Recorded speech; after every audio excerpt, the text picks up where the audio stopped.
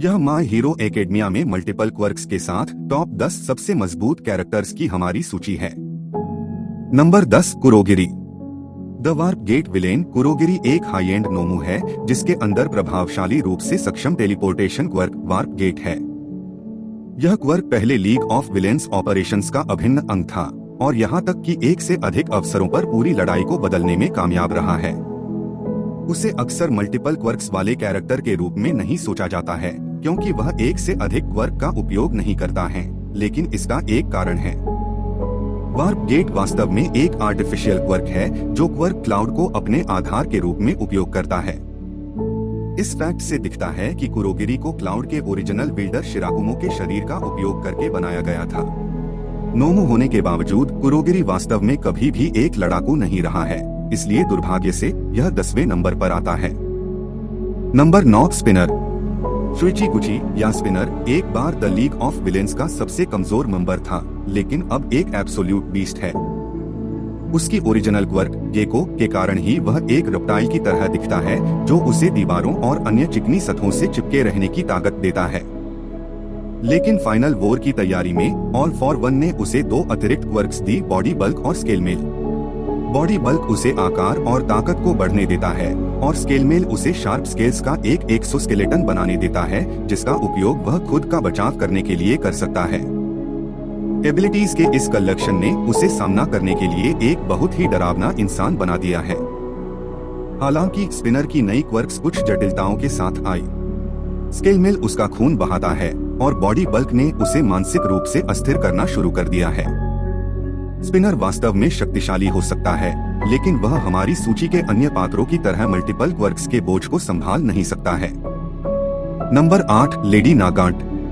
Lady Nagant या Kaina सुत्सुमी एक पूर्व प्रो हीरो है जिसे द पब्लिक सेफ्टी कमीशन के एक नेता की हत्या के बाद विलन करार दिया गया था, जिसके साथ पहले उसने अपनी क्वर्क राइफल की बदौलत एक महान हत्यारे के रूप में कार्य किया था।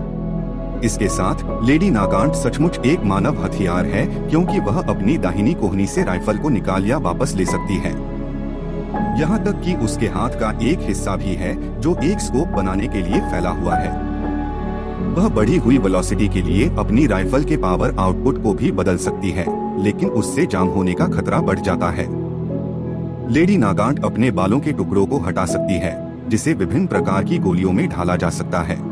इस क्वर्क के साथ लेडी नागांट की रेंज 3 किलोमीटर है। टार्टरस से भागने के बाद लेडी नागांट ऑल फॉर वन की बदौलत एक मल्टीपल क्वर्क यूजर बन गई। एयर वॉक उसे अपने चारों ओर हवा पर खड़े होकर लेविटेट करने की ताकत देता है। यह एक बहुत ही सरल क्वर्क है, लेकिन यह लेडी नागांट जैसे मार्कमैन के लिए बिल्कुल सही है। उसने फास्टर मूवमेंट के लिए अपनी बाह के रिकॉल का भी इस्तेमाल किया। उसने remote detonation quirk all For one द्वारा रखा गया था अगर उसने उसे धोखा देने का फैसला किया तो, जो उसने किया। लेडी नागांट ने डेकू को अपनी जान के लिए भागने पर मजबूर कर दिया, जबकि वह पहले से ही अनुचित रूप से मजबूत था।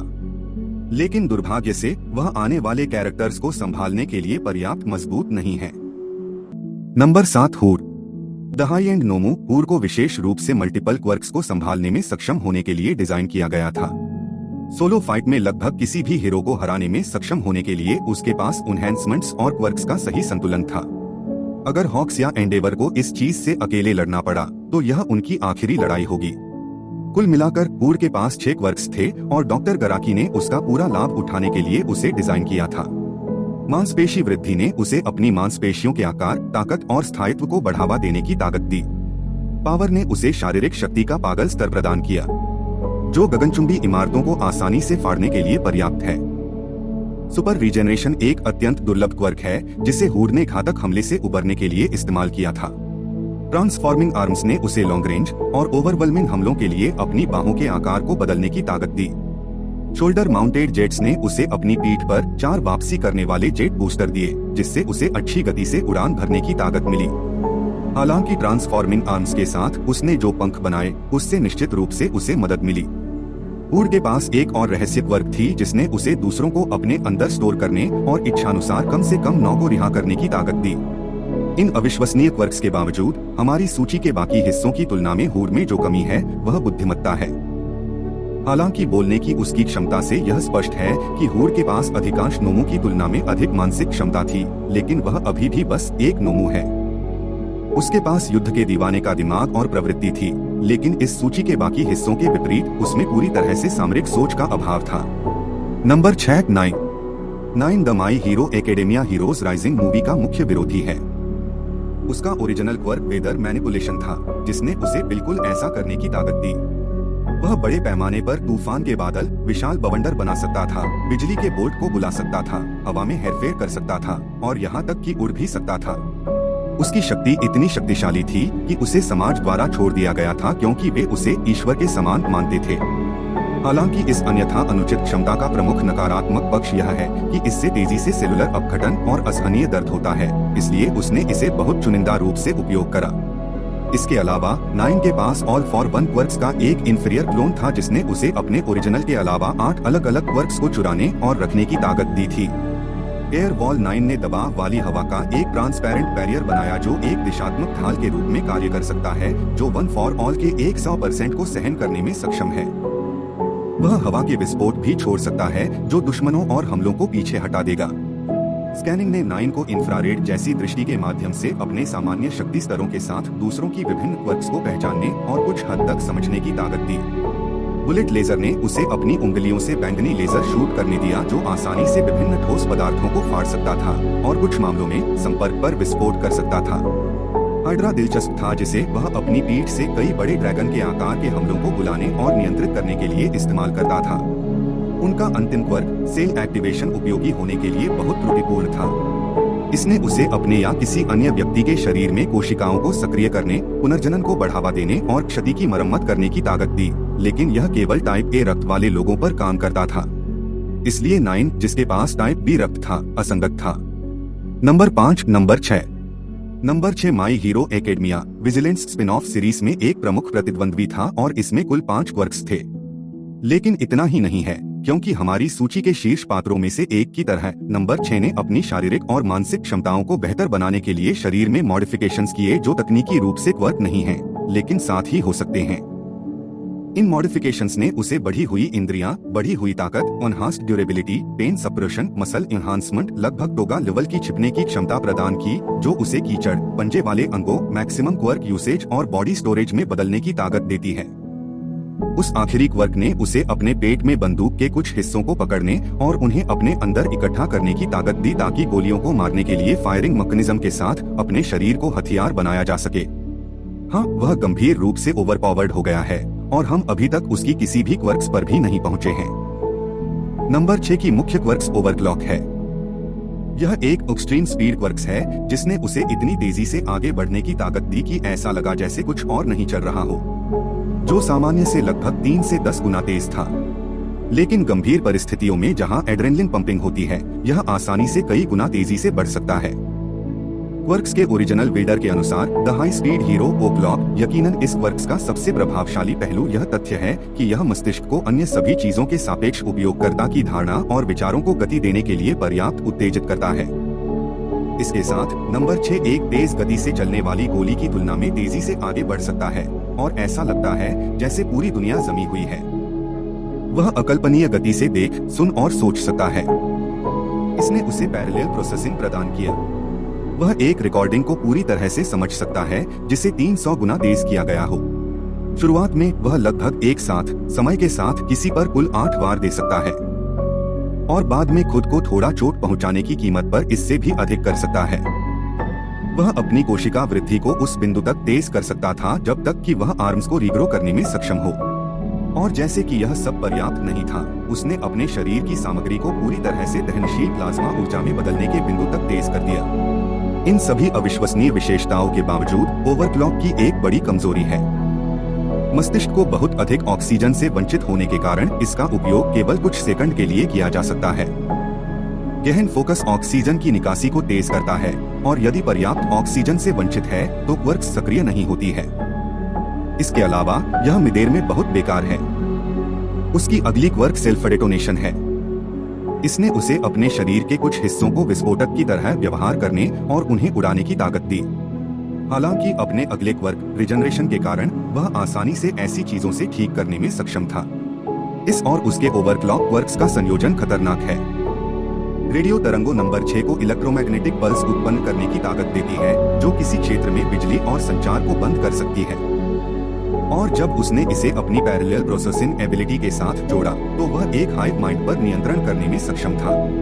उसकी आखिरी क्वर्क बॉम्बिफाई उसे अपने पूरे शरीर में बम उगाने की ताकत देती है, जिसे उसने डेडली इफेक्ट के लिए सेल्फ डिटोनेशन के साथ जोड़ा था। नंबर 4, गागनटोमाकिया। गागनटोमाकिया प्रकृति की एक शक्ति है जिसने ट्रांजिट होने से पूरे शहरों को नष्ट कर दिया। गागनटोमाकिया एक अत्यंत दुर्लभ मामला है, क्योंकि न केवल उसके पास कुल 7 क्वर्क्स हैं, बल्कि उसके शरीर को वास्तव में ऐसा करने के लिए कभी भी मॉडिफाइड नहीं किया गया था। उनका मूल क्वर्क एंड्योरेंस है। इसने उसको अपने मनोबल को शारीरिक ऊर्जा और सहन शक्ति में बदलने की ताकत दी। पेन ब्लॉकर ने उसे अपने शरीर के अंदर या बाहर किसी भी दर्द का पता लगाने में असमर्थ बना दिया। गिगेंटिफिकेशन उसे अपने घबराहट या उत्तेजना के स्तर के अनुपात में बढ़ने की ताकत देता है। कम से कम 25 मीटर या 82 फीट लंबा होना। उसके क्वर्क डॉग ने उसे सुनने और स्मेल की बढ़ी हुई इंद्रियों तक पहुंच प्रदान की। एनर्जी सेवर अपने शरीर को बहुत कम मात्रा में हाइड्रेशन और पोषण और न्यूनतम मात्रा में नींद से बाहर निकलने देता है। फियर्स गेंस उसे अपनी मांसपेशियों को घातीय डिग्री तक कठोर करने की ताकत देता है। और अंत में मोल गागनटोमाकिया को अपनी उंगलियों से तिल जैसे पंजे विकसित करने की ताकत देता है, और एक परिरक्षण वाइजर के अलावा उसकी पीठ से स्पाइक्स निकलता है। गागनटोमाकिया सीरीज में सबसे कम बुद्धिमान गैर-नोमू पात्रों में से एक हो सकता है, लेकिन क्वर्क्स के इस तरह के शानदार तालमेल के साथ कुछ ही लोग कभी भी उसे लड़ाई में संभाल सकते हैं। वास्तव में किसी ने भी कभी भी इस आदमी को अकेले संभालने का प्रयास नहीं किया है। और हमारी सूची में अगले 3 एकमात्र जीवित पात्र हैं जो यथोचित रूप से यह कर सकते हैं। Number 3, all For one. The symbol of evil, all For One quirk समाज की शुरुआत से ही एक शक्ति रही है, जिसने उसे सीरीज का सबसे पुराना जीवित कैरेक्टर बना दिया है। उसके original quirk all For one का नाम उसके विलेनस के समान है। इसके साथ वह अनगिनत अन्य लोगों की क्वर्क चुराने में सक्षम है, और यहाँ तक कि उन्हें विभिन्न लोगों को रिडिस्ट्रीब्यूट भी करता है। एक तरह से वह इस लिस्ट में हर एक कैरेक्टर के प्लेसमेंट के लिए जिम्मेदार है। इस शक्ति के साथ ऑल फॉर वन हजारों फॉलोअर्स को इकट्ठा करने और जापान देश को शैडोज से प्रभावी ढंग से नियंत्रित करने में सक्षम था, जबकि विदेशों में भी अपना प्रभाव फैला रहा था। एक पीढ़ीगत खतरे के रूप में डीमन लॉर्ड्स के शासनकाल को समाप्त करने के लिए शांति के प्रतीक ऑल माइट ने पूरी ताकत लगा दी, और फिर भी हीरो को अंततः एक कैरियर समाप्त चोट मिली। इस बीच ऑल फॉर वन अपने मिनियंस को क्वर्क्स का शिकार करने भेजता है, जो उसकी रिकवरी में सहायता करते हैं। यही कारण है कि डॉक्टर गार्की ने हाइपर रिजनेशन क्वर्क विकसित करना शुरू किया, जो ऑल फॉर वन और कई नोमों के पास है। हालांकि क्योंकि उसके कई घावों को काट दिया गया था, जैसे कि उसकी आंखों का नुकसान, उसे पूरी तरह से पुनर्प्राप्त नहीं किया जा सका। All For one the quirk series में सबसे मजबूत शक्ति हो सकती है, लेकिन अन्य सभी की तरह यह कुछ कमियों के साथ आती है। शुरुआत के लिए ऑल फॉर वन को उसकी क्वर्क्स के साथ किसी व्यक्ति की कुशलता प्राप्त नहीं होती है। इसलिए क्वर्क्स जो बहुत जटिल हैं या बड़ी सटीकता की आवश्यकता है, उसके लिए वह रुचि नहीं रखता है। यही कारण है कि उसकी कई क्षमताओं में से अधिकांश वास्तव में सरल हैं। वह कंपाउंड मूव्स बनाता है जो जटिलता का भ्रम देता है। इसके बाद क्योंकि कई सालों में क्वर्क्स स्वाभाविक रूप से जटिलता में बढ़ गई है, ऑल फॉर वन के शरीर में वास्तव में हाल की पीढ़ियों की क्वर्क्स शामिल नहीं हो सकती हैं। शायद यही कारण है कि हमने ट्रेनिंग में कभी भी किसी हीरो को उसकी क्वर्क्स चोरी होते नहीं देखा है। यह भी पूरा कारण है कि ऑल फॉर वन ने पहली बार डॉक्टर गर्की की तलाश की और वास्तव में उसके क्वर्क डूम्सडे थ्योरी में विश्वास किया।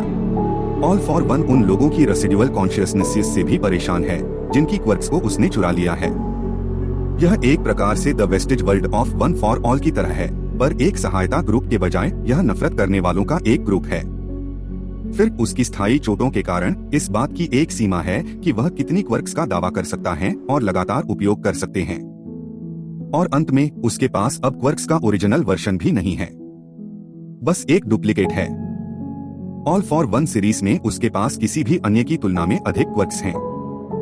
सर्च, जिसे उसने हीरो रैगडॉल से चुराया था, ने उसे एक बार में कई 100 लोगों की निगरानी करने की ताकत दी, साथ ही उनके सटीक स्थान और कमजोर बिंदुओं को जानने की ताकत दी। उसके घावों के कारण ऑल फॉर वन अंधा है, लेकिन यह क्वर्क इसकी भरपाई करती है। वार्पिंग उसे कई डार्क स्लज पोर्टल बनाने की ताकत देता है, जो दर्जनों लोगों को ट्रांसपोर्ट कर सकता है जिनके साथ उसका घनिष्ठ संबंध है। एयर कैनन उसे अपनी बाहों से हवा के झटके छोड़ने देता है। रिवेट स्टैब अपने शरीर के उन हिस्सों से डार्क टेंड्रिल्स का विस्तार करता है जिनमें लक्ष्य को स्टैबिंग की क्षमता होती है। फोर्स्ड क्वर्क एक्टिवेशन उसे अपनी इच्छा के खिलाफ किसी व्यक्ति की क्वर्क को सक्रिय करने की ताकत देती है।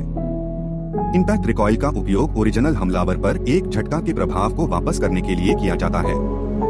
स्प्रिंग लाइक लिम्स उसे अपनी शारीरिक शक्ति बढ़ाने के लिए अपनी मांसपेशियों को कुंडलित करने देता है। मल्टीप्लायर ऑल फॉर वन को भुजा देती है। हाइपरट्रॉफी उसकी बाहों को बड़ा बनाती है। रिवेट अपनी बाह पर वृद्धि बनाती है। स्पीयर लाइक बोन्स उसकी बाह पर हड्डी संरचनाएं बनाती है। इंफ्रारेड उसके अंधेपन का सप्लीमेंट जो उसे इंद्रियों को प्रदान करके उसके अंधेपन को भी पूरक करता है। लाइफ फोर्स उसे एक हद से ज्यादा लंबा जीवन काल प्रदान करती है। रेडियो वेव्स उसे रेडियो तरंगों और संचारकों को बाधित करने देती हैं। हार्ड फ्लेम फैन उसे आग की लपटों की दीवार बनाने देती है। ऑल फॉर वन में कुछ अननेम्ड क्वर्क्स भी हैं। एक glue quirk, mind control quirk, vibration detection quirk, ooze quirk, hardening quirk, razor blade quirk, levitation quirk, mouth quirk, एक telekinesis quirk, lie detector quirk, strength enhancer quirk और kinetic booster quirk. साथ ही one for all के अलावा series में लगभग हर दूसरी अतिरिक्त क्वर्क्स औपचारिक रूप से उसमें है। दूसरे वॉर के दौरान ऑल फॉर वन अपने शरीर को अपनी ओरिजिनल प्रीलमाइट स्थिति में सफलतापूर्वक पुनः चालू करने में सक्षम था। क्वर्क्स को एक तरफ रखते हुए ऑल फॉर वन आसानी से पूरी सीरीज में सबसे बुद्धिमान कैरेक्टर्स में से एक है और निश्चित रूप से सबसे कुशल रणनीतिज्ञ है। उस बिंदु तक है जहां हमारे अगले दो पात्रों की तुलना में कमजोर होने के बावजूद अभी भी मौका है कि वह अपनी प्रतिभा के कारण उन्हें हरा सकता है। नंबर 2, डेकू। इजुकु मिडोरिया इस सूची में एकमात्र व्यक्ति है जिसे ऑल फॉर वन से उसकी कोई भी क्वर्क्स नहीं मिली। इसके बजाय वह stock pillar quirk one for all की 7 क्वर्क्स को अपने पास रखता है। प्रत्येक क्वर्क्स वन फॉर ऑल के अतीत के एक धारक से संबंधित थी और समय के साथ तेजी से मजबूत हुई है। गियर शिफ्ट दूसरे उपयोगकर्ता से डेकू को किसी भी चीज की वेलोसिटी को बदलने देता है जिसे वह छूता है, जो उसे अधिक बल के साथ हमला करने या विरोधियों को अस्थिर करने देती है। फाजिन तीसरे उपयोगकर्ता से किनेटिक एनर्जी संग्रहित करता है जिसे डेकू बाद में अपनी गति और शक्ति बढ़ाने के लिए जारी कर सकता है। चौथे उपयोगकर्ता हिकेट शिनोमोरी से डेंजर सेंस उसे अपने आसपास के खतरों को समझने देता है इससे पहले कि वह उन्हें देख सके। ब्लैक ऑफ हिप पांचवें उपयोगकर्ता डाइगोरो बैंजो से डेकू को अपने शरीर के विभिन्न हिस्सों से ऊर्जा के डार्क टेंड्रिल्स को प्रकट करने और नियंत्रित करने की ताकत देता है, जो कि मध्यवायु गतिशीलता में सहायता करता है। यह तनाव के बिना एक बार में कई टन वजन उठा सकता है और यहाँ तक कि अपने शरीर को आंतरिक रूप से मजबूत कर सकता है। स्मोक स्क्रीन छठे उपयोगकर्ता एन से डेकू को एक विशाल क्षेत्र को कवर करने में सक्षम बैंगनी धुएं के घने बादल पैदा करने देता है। और अंत में फ्लोट सातवें उपयोगकर्ता शिमुरा नाना से जो डेकू को लेविटेट करने देता है। इन अतिरिक्त शक्तियों के साथ डेकू की दक्षता केवल समय के साथ बढ़ी है, लेकिन हम कोर पावर के बारे में नहीं भूल सकते हैं जिसने उसे बढ़ी हुई ताकत, गति और रॉ पावर प्रदान की। एक शक्ति जो जापान में दशकों की स्थायी शांति स्थापित करने और पूरी दुनिया को प्रभावित करने के लिए ऑल माइट द्वारा इस्तेमाल की गई थी। इस बिंदु पर डेकू पूरी विलन्स को खुद से खत्म करने के लिए पर्याप्त मजबूत है।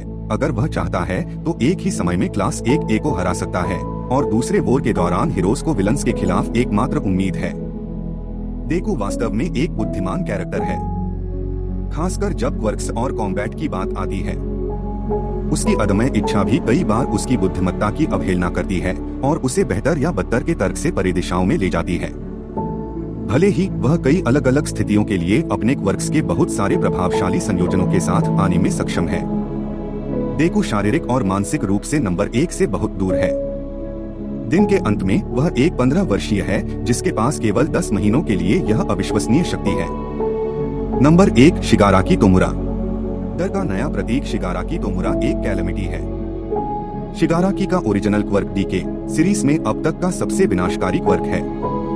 इसके साथ शिगाराकी अपने हाथों से छूने वाली किसी भी चीज को नष्ट कर सकता है क्योंकि वे संपर्क के बिंदु से धूल बन जाते हैं। डीके एक चीज से दूसरी चीज में फैल सकता है और इस तरह की अस्थिरता के साथ यह एक पूरे शहर और उसके सभी निवासियों को केवल क्षणों में नष्ट कर सकता है, यहाँ तक कि दूर से भी। वह जो कुछ भी चाहता है उसे डीके से बचाने में सक्षम है original All For One quirk के लिए खुद को तैयार करने के लिए शिगाराकी ने अपने शरीर को डॉक्टर गार्की द्वारा संशोधित कराया था, जो उनका सबसे बड़ा काम बन गया। अपने अधूरे रूप में भी एंडेवर के अनुसार शिगाराकी पहले से ही अतीत में शारीरिक रूप से ऑल माइट के बराबर था। वह सुपर मजबूत, टिकाऊ और तेज है। चोरी की गई क्वर्क्स की अपनी सूची के बिना भी शिगाराकी दुनिया का सबसे खतरनाक व्यक्ति है। उसने एक साथ सीरीज के कई सबसे मजबूत कैरेक्टर्स से लड़ाई लड़ी है, जबकि उसकी क्वर्क्स को इरेशर द्वारा दबा दिया गया था।